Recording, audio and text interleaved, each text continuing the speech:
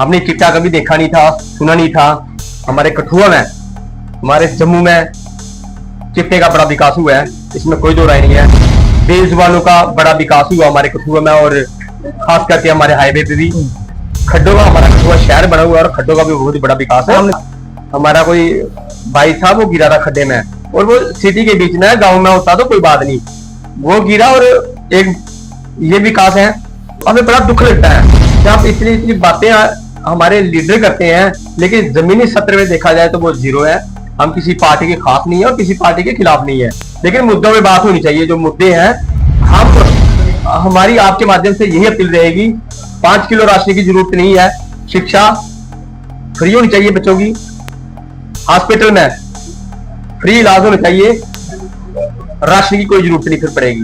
हमारे बच्चे अच्छे स्कूल पढ़ेंगे, उनको जॉब मिल जाएगी। इसके साथ साथ हमें पानी चाहिए और बिजली चाहिए फ्री। बिजली हमारी है लेकिन जा बाहर रही है। और इसके साथ जो सबसे बड़ा विकास हुआ हमारे रेते और बजरी का, रेता बजरी हमारा राजकुमार जी बहुत बड़ी बात करने जा रहा हूं मैं। क्या सिस्टम को नहीं पता है हमारा कितना मतलब रेता और बिजली बाहर जा रहा है। और जब हम लोगों की बातें सुनते हैं तो जमीन पैरों से निकल जाती है। इतना दुखी लोग हैं, हाथ से ज्यादा है, लेकिन नहीं सुनवाई होती है।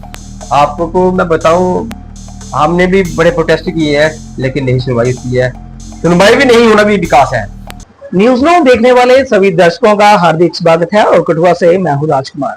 तीसरे चरण के चुनाव जो है जहां पे 1 तारीख को होंगे, तो आपको बता दें कि मैंने कहा कुछ हट के आपसे बात की जाए, क्योंकि चुनावी दौर में हर कोई जनता के बीच में जा रहा है और अपनी बातें रख रहा है, और किस तरह से वो उनका आना जाना रहता है, और लोगों को किस तरह से अपने वादे से अपनी लगभग मैनिफेस्टो की तरह लोगों को लुभाया जा रहा है। आपको ये भी बता दें कि 10 साल के बाद जो जम्मू कश्मीर में जो है चुनाव हो रहे हैं, ऐसा कि कभी हुआ नहीं है, क्योंकि लोकतंत्र देश में जो है 5 साल के बाद जनता को हक होता है कि वो अपने जो चुने हुए नुमाइंदे जो है वो अपने ले सके, और अपने जो जरूरत अनुसार जो उनकी मौजूदा जिंदगी में मूलभूत सुविधाओं का जो ख्याल वो नुमाइंदे जो रखते हैं। लेकिन उसके बावजूद भी जो है चुनाव नहीं हो, और अभी कुछ दिनों बाद 1 तारीख को जहां पे चुनाव होंगे। हमारे साथ जो बातचीत के लिए बैठे हुए आप नाम अमीर चंद है, किसी पिक्चर के मुताबिक नहीं है, और आपको पता होगा कि जब भी शहर में हो, जहां मर्जी हो, लोगों की सहूलियत की बात करें, लोगों की सुविधाओं की बात करें, लोगों के हकों की बात करें, अपनी बात जो है बेबाक अपनी आवाज बुलंद करते हैं। आपने देखा हुई बेजुबान जो जानवर होते हैं, उनके लिए भी जो अपने जो दुख है वो प्रकट करते हैं, उनकी मदद भी करते हैं। लेकिन कहीं ना कहीं इनको भी ये फाइनेंशियली तौर पे इतना स्ट्रांग नहीं है, क्योंकि ये प्लम्बर का काम करते हैं। तो आपको बता दें कि इसी मसले पे बात करूंगा कि जिस तरह से लगातार इलेक्शन अभी सिर पे हैं हमारे, तो क्या कुछ मूलभूत सुविधा जो लोगों के लिए रहती है, जिस तरह से अभी हर कोई पार्टी जो है अलग अलग अपनी मैनिफेस्टो से लेकर लोगों में जा रहे हैं। तो मीरचंद जी, मैं सिर्फ आपसे ये जानना चाहूंगा कि जिस तरह से हर कोई जैसे अभी 10 साल से लगातार बीजेपी पार्टी सत्ता में है, तो जब ये सत्ता में नहीं थे तो 10 साल पहले की बात करूंगा, तो इन्होंने बड़े सारे बातें 2 करोड़ की नौकरी की बात कही थी। जब ये सत्ता में आना तो उससे पहले इन्होंने कहा कि महंगाई कम करेंगे, पेट्रोल रेट कम होगा, तो जबकि ऐसा नहीं हुआ, और आज 10 साल हो गए हैं, और उसके बाद अभी ये बड़े बड़े विकास की जिस तरह से बातें करते हैं, काफी विकास हमने कर दिया है। तो उस विकास को आप किस तरह से देखते हैं? क्या लोगों की जेब में आज के दौर में कोई बचत जिसको कहते हैं, आप भी एक सोशल एक्टिविस्ट हैं, अपनी जेब से आप खर्च करते हैं सारा, तो कितना मुश्किल है आज के दौर में लोगों को घर चलाना? जो मीडियम तबका है या गरीब तबका है, 5 किलो राशन उनको मिल रहा है। राजकुमार जी, सबसे पहले आपका तहे दिल से हम शुक्रिया करते हैं आपके चैनल का, क्योंकि अभी तो सभी प्रेस वाले हमारे भाई लगे हुए हैं। हाँ, सभी बिजी है, तो हम इसलिए किसी भाई को भी डिस्टर्ब नहीं करते हैं। और रही बात विकास की, हमने चिट्टा कभी देखा नहीं था, सुना नहीं था। हमारे कठुआ में, हमारे जम्मू में चिट्टे का बड़ा विकास हुआ है, इसमें कोई दो राय नहीं है। उसके बाद हम आ जाते हैं बेजुबानों पे। बेजुबानों का बड़ा विकास हुआ हमारे कठुआ में, और खास करके हमारे हाईवे पे भी। उसके बाद हम आ जाते हैं खड्डों में। खड्डों का हमारा कठुआ शहर बना हुआ है, और खड्डों का भी बहुत बड़ा विकास है। हमने देखा, आपने कई बार भरे अपने पैसों से देखा। तो राजकुमार जी, कई बार हमारे पास पैसे नहीं होते हैं। आज मैंने उधारे पैसे उसको शाम को देने, हो सकता है मुझे कलेक्शन भी करनी पड़े रेडी फड़ी वालों से, हमने स्टोरी डाली थी कि एक बेचारा हमारा कोई भाई था, वो गिरा था खड्डे में, और वो सिटी के बीच में है, गांव में होता तो कोई बात नहीं, वो गिरा। और एक ये विकास है, बड़े विकास हैं, तो हमें बड़ा दुख लगता है जब इतनी इतनी बातें हमारे लीडर करते हैं, लेकिन जमीनी सत्र में देखा जाए तो वो जीरो है।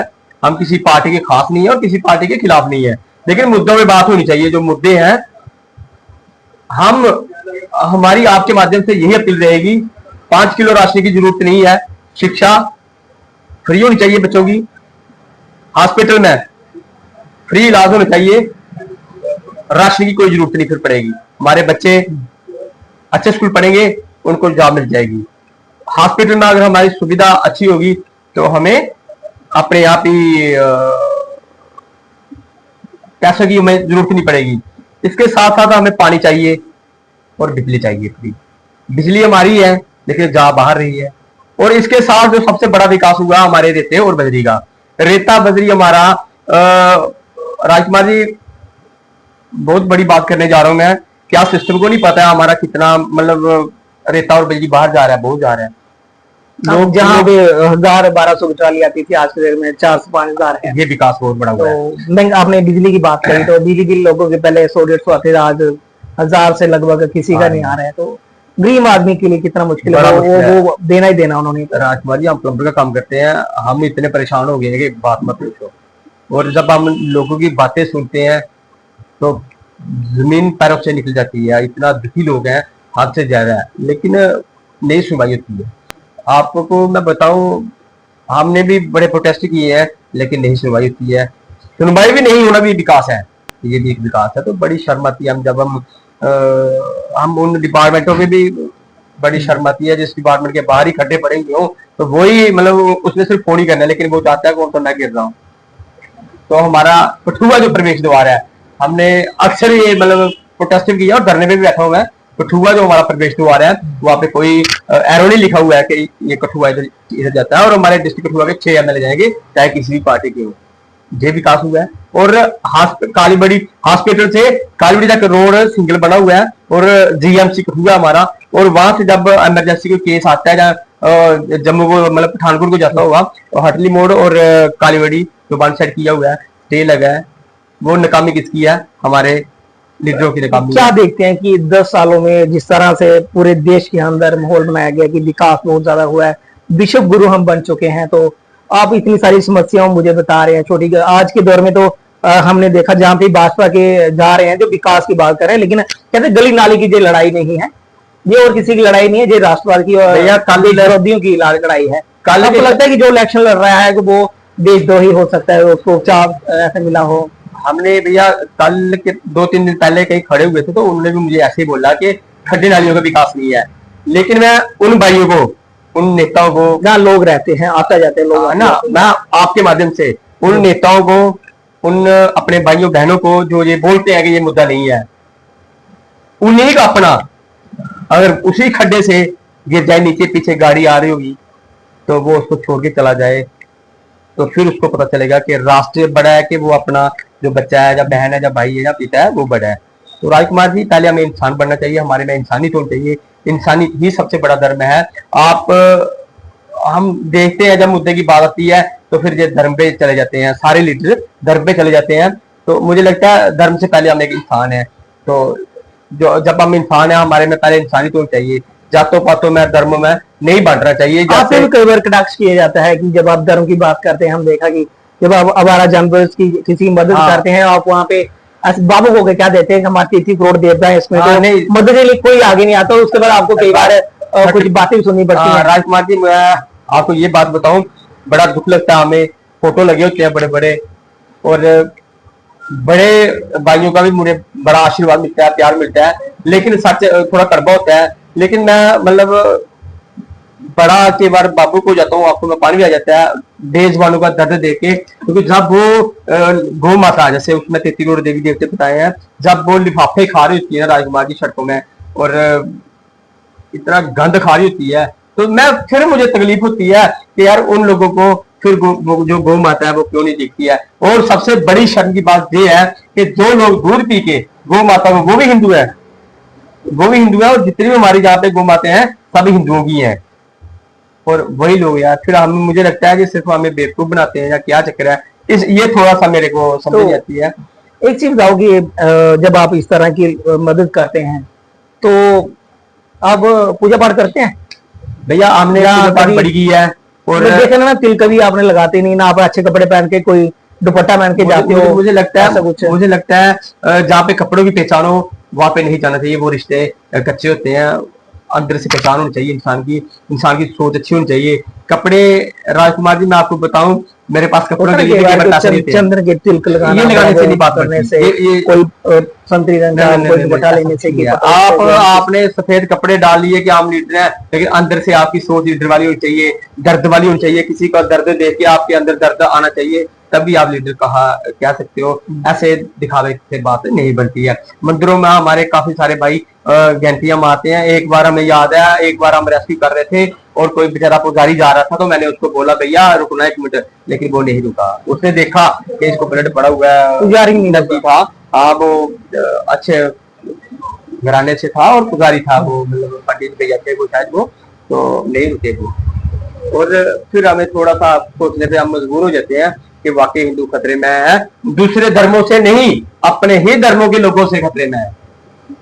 तो बड़ा हमें दुख लगता है। मतलब जो आप बोलते हो वो होना चाहिए, जो आपको दिखता है आप उसको पहचानते नहीं हो, जो नहीं बोलता, जो नहीं दिखता आप उसके पीछे पड़े हुए हो।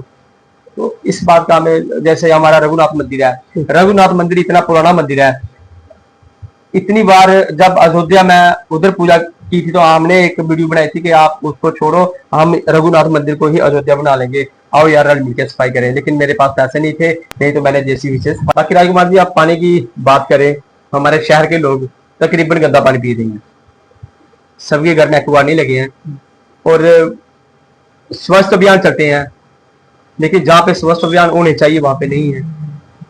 और बातों से नहीं बात बनती है, काम करने से बात बनती है। तो नाले ब्लॉक है हमारे कठुआ में, कोई ऐसी मशीनें नहीं आई है कि वो मतलब नाले वो जो साफ कर दे। तो कहीं ना कहीं लोग हमारे परेशान हैं सभी। मैं किसी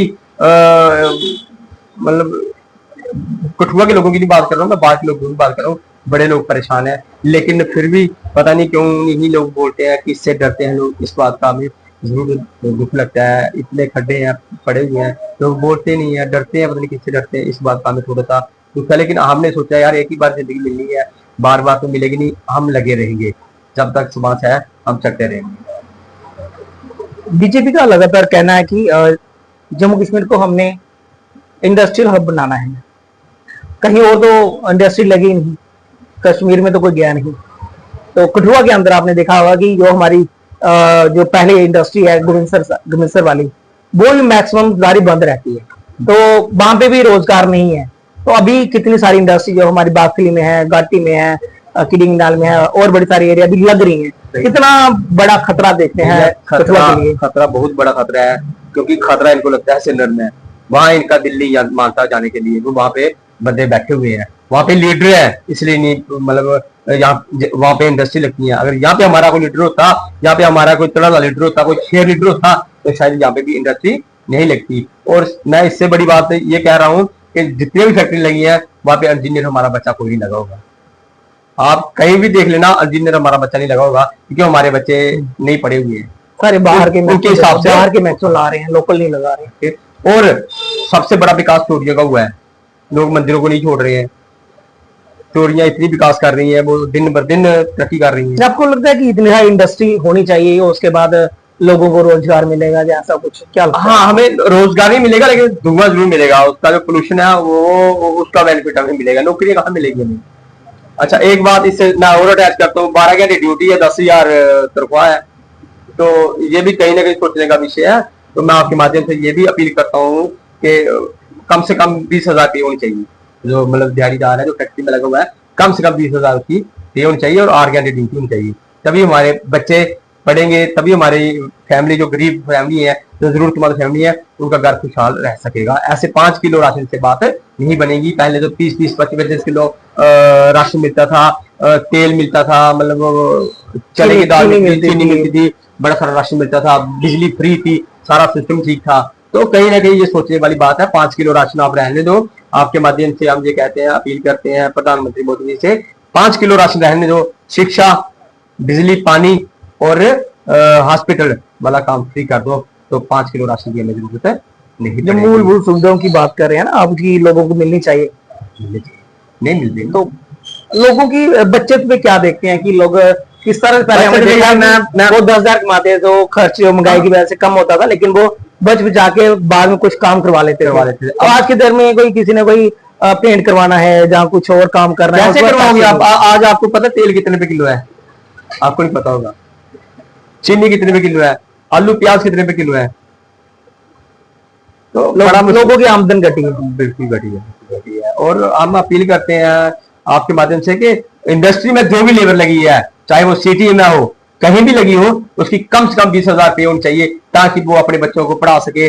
12 घंटे ड्यूटी नहीं होनी चाहिए, 8 घंटे उसकी ड्यूटी होनी चाहिए। तो अगर 8 घंटे वो काम करेगा, फिर वो अपना टाइम बच्चों को भी दे पाएगा, नहीं तो 12 घंटे में बच्चों को कहाँ टाइम दे पाएगा। तो हमारे चैनल के माध्यम से आप लोगों को क्या कुछ अपील करेंगी? जैसे अभी इलेक्शन हो, अभी वोटिंग होगी 1 तारीख को, तो ये बड़ी खुशी हर कोई जा रहा है कि हमें वोट करें, हम सपोर्ट करें, और मैं आपके माध्यम से कौन उनकी आवाज बुलंद कर सकता है, किस तरह से उनका नुमाइंदा होना चाहिए? मैं उसके आपके माध्यम से, आपके चैनल के माध्यम से लोगों के आगे हाथ जोड़ के अपील करता हूँ, बढ़ चढ़ के वोट करें और ऐसे बंदे को वोट डालें, ऐसे भाई बहन को वोट डालें जो आपके बीच में रहता हो, जो आपका दर्द सुनता हो, जिसने आपके बुरे वक्त में साथ दिया हो, आप उसी को वोट डालें। ऐसे आप अपना वोट वेस्ट ना करें और ना ही किसी के दबदबा के नीचे वोट डालें। वोट ही एक आपका एक ऐसा मतलब हथियार है जो आपके बच्चों को, आपके शहर को, आपके मोहल्ले को, आपके जो नालियां खड्डे हैं, इनको सुरक्षित रख सकता है।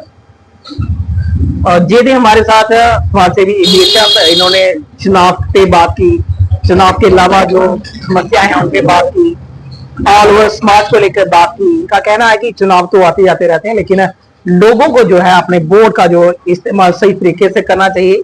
अपनी जो जरूरतें हैं, जो उनके घर परिवार जिससे चल सके, जिनसे बच्चे को नशे से दूर रह सके, उनको रोजगार मिले और अपना घर परिवार जिंदगी में चला सके, उसी को देख के जो है उनको वोट डालना चाहिए। और उन्होंने एक बात सही एक और कही है कि जो लोग धर्म के नाम पे राजनीति करते हैं उनको नहीं करनी चाहिए। अगर सच में वो धर्म के नाम पे करते हैं, उनको धर्म वाला काम भी करना चाहिए। राजनीति अपनी है, राजनीति रोटियां हर कोई सेकता है और उसके बाद दिखता नहीं है। लोगों को भी उन लोगों की पहचान करनी चाहिए कि वो किस तरह से जब इलेक्शन आते हैं वो उनके घर घर जाते हैं और हाथ पैर उनके आगे जोड़ते हैं, लेकिन उसके बाद उनकी कोई सुनवाई नहीं करते हैं। चाहे उनके जितने भी अपने मसले मिसाइल हो, उनके हक की बात हो, कोई नहीं करता है। जी हुजूरी में कहीं ना कहीं वो आगे बढ़ जाते हैं और खुद मंत्री से संतरी आगे बढ़ जाते हैं, लेकिन जो लोग हैं, जो उनकी गलियां नालियां हैं, जो उनके अपना घर है, वो वहीं का वहीं रहता है। और देखा जाए तो वो सीलियन भरा उनका घर इस तरह से रहता है कि जिंदगी में कहीं उन्होंने पेंट को दूर की बात है, सफेदी तक वो करवा नहीं पाते हैं। तो आमदन किस तरह से बढ़े और किस तरह से उनकी बचत जो है हो, तभी उनका घर परिवार जो सुखी हो सकता है। आप न्यूज़ नो देखते रहें और इसी तरह से आपको किसी और खास शख्सियत के साथ मैं फिर आपको रूबरू करवाऊंगा और किसी नए मसले मिसाइल पे और किसी नए चीज पे आपसे चर्चा भी जरूर करूंगा।